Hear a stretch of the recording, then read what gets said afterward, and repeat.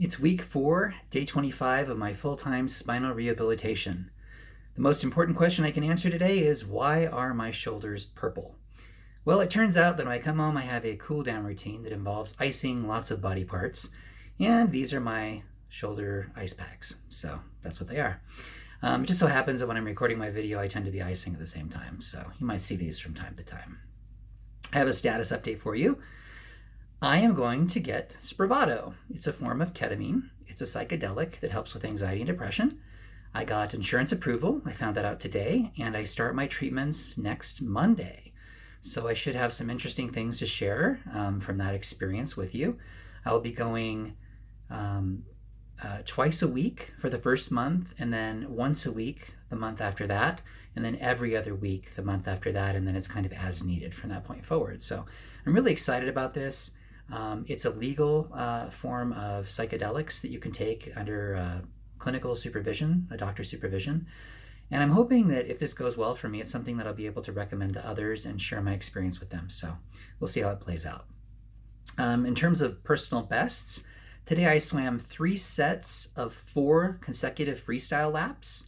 That's the best I've ever done. Before it was 2 sets of, I'm sorry, I misspoke.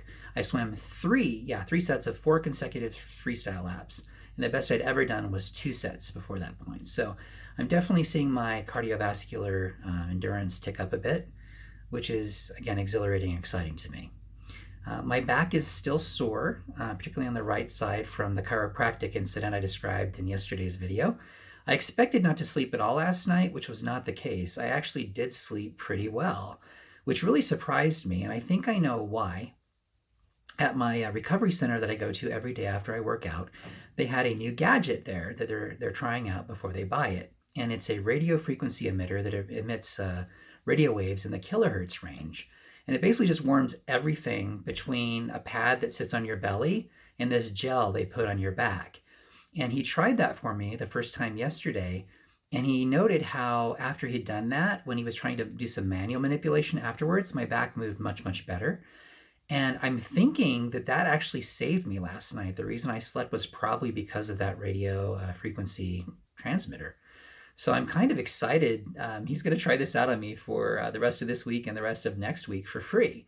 So it's kind of one of those spontaneous, fortuitous events that happened that's blessed my life. And I'm just happy that it happened, because after going to the chiropractor and having him try to manipulate my middle back while I thought he was manipulating my lower back, I thought I was in for it. I thought this might be the trigger that causes me to hit the wall that I always hit and cause me to have downtime, but I didn't, which is really exciting. On that note, I know I'm walking a line. I can just tell from the way my back's responding that it is not particularly happy, but what's different is it's not debilitating, and I keep expecting it to become debilitating, and it hasn't.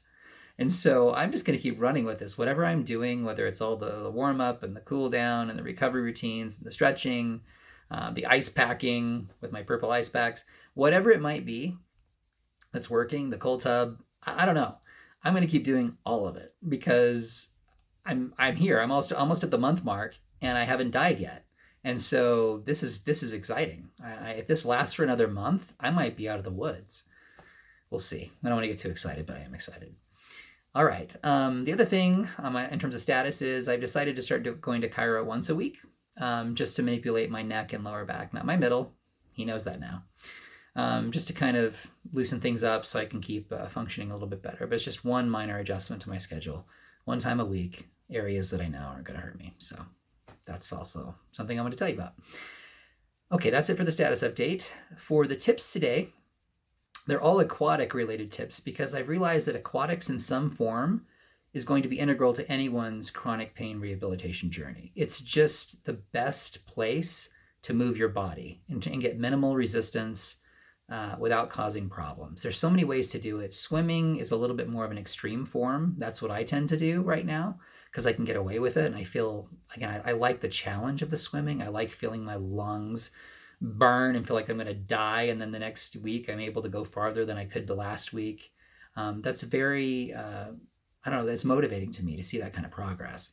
But I realize not everyone can do that. There's a 9 o'clock class every day, kind of interferes with when I want to swim, which is why I know about it. a bunch of old people get in the pool and they have their little foam roller or foam pads, noodles, I guess they call them, and then their little fake floaty weights and stuff. And they get in there and they do aquatic stuff all the time. I'm like, well, if they can do it, and some of them look pretty bad, not to say that all old people look bad, but some of these people look pretty bad. If they can get in there and do that, then somebody struggling with chronic pain can find some form of aquatic exercise that's going to work for them, even if it feels humiliating and you're in there, in an aquatics class with a bunch of old people. Just suck it up and do it. There's also something called an aqua jogger.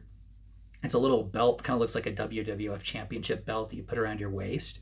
It allows you to stay suspended in water so you can move your body and kind of jog in the water if it's deep enough, or move your body however you need to.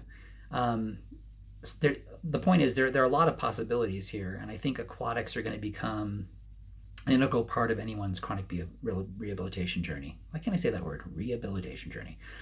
It came out. Anyway, here are the swim tips or aquatic tips.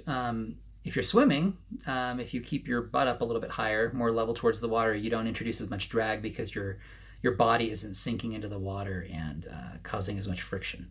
So that's one tip that I've been working on, is kind of keeping my butt up a little bit higher so I'm not introducing as much drag.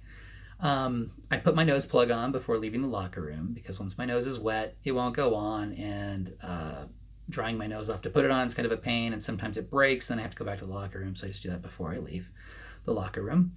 The rest of the tips are related to chlorine. So chlorine's kind of brutal. It will strip all of the oils out of your hair and off of your body and leave you in a dry state. So you have to shower every time you swim after you're done. And I like to use some kind of moisturizing lotion. The lotion I like is called CeraVe.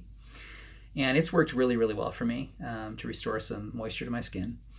And I tend to condition my hair every time after I swim, just to put something back in there that's oily a little bit, because otherwise my hair is just really, really, really dry. So those are my aquatic/swimming tips for you. And for the topic today, I want to talk about dreaming. And in particular, I'm not asking you to dream, but I'm asking you to try to allow yourself to dream. Because at one point I had stopped dreaming entirely. I had my dreams at night when I slept, but they weren't the kind of dreams about life aspirations and who I wanted to become and what I wanted to do with my life and the mark I wanted to leave on the world. I didn't think I could leave a mark anymore. I thought my job was just to subsist, make it through the day, not yell at my kids or wife, and get up and do it all over again, and try not to complain too much. That was it. That was my life. And a lot of times I failed at it, but I kept trying. But that's all I could see for myself. I couldn't see past that. I couldn't see anything. Everything else seemed out of reach.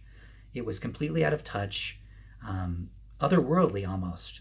And I feel bad because my wife was constantly trying to motivate me to pursue certain interests that I had or talents that I hadn't developed. And she was dreaming about where we wanted to live when we retire, always looking for communities that she wanted to move to. And all of it just annoyed me because it seems so irrelevant. I'm like, why? I don't really care. Like, I just have to get through the day, right? If you're dealing with subsistence issues, and chronic pain introduces a lot of subsistence issues, you just have to get by. You don't have time or energy to dream, and it doesn't even seem like it's possible. So why bother? Why bother? And so I just ignored her.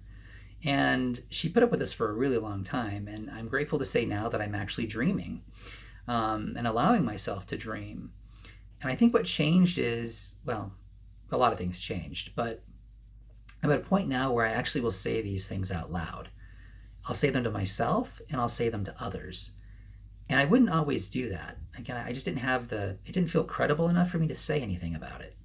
But now I'm kind of to a point, probably because of, my experience with psychedelics and how well my rehabilitation is going, where I'm starting to see like a glimmer of light, and I can see possibilities in the future that I'll entertain that I wouldn't entertain before. And I want to talk about them now. I'm going to share a little bit about what I'm dreaming about so that other people can kind of see what I'm thinking. I'd like to be a life coach that helps people with chronic conditions. I figure if I'm coaching myself through this, and I really am, it is kind of self-initiated coaching, that I could do it for other people too. I could probably help them. I certainly have a lot of relevant life experience, and I'd like to bring that to bear and help other people. I think I'm naturally that kind of person anyway. Like I find myself just wanting to help people when I have the capacity to do it, which I do right now. But I haven't always had it, but I do now. And I find myself using that energy when I have it on others. And so I just think it makes sense for me to not suppress that and to engage it and indulge it and foster it, all that. And there are a couple things that clued me into the past that I was like this, and I kind of ignore them again because I don't think I had quite the capacity that I wanted. But when I was last time I was institutionalized, I would write letters to the other patients about what they were struggling with. There was a girl who'd been raped, and I wrote her a letter. There was a lady whose husband had died. She'd been married to him for 60 plus years, and she was just devastated from it. And so I wrote a letter to her. Did any of these letters matter in the end? I don't know, probably not. But it was something I could do. I had the capacity at that time, being isolated from the world and not having to deal with, daily concerns, to take a moment and write down some thoughts that I had for them. I just did the same thing again with the blog that I wrote for a couple that's struggling with the morality of taking psychedelics for medicinal reasons, and the religious conflicts that's bringing to their relationship. So this just seems to be who I am, what I naturally want to do anyway, and so I'm going to run with it. I think I want to develop the ability to coach other people with chronic conditions and help them recover their lives as much as is possible. And fighting for your life there are a lot of aspects to it. And one of those is having a vision of what you want to become and what you think you can do in the world. And it doesn't have to be a big vision at first, right? If it's too pie in the sky, it might seem a little unattainable, and you may not even, be willing to expend any energy on it or share it with others.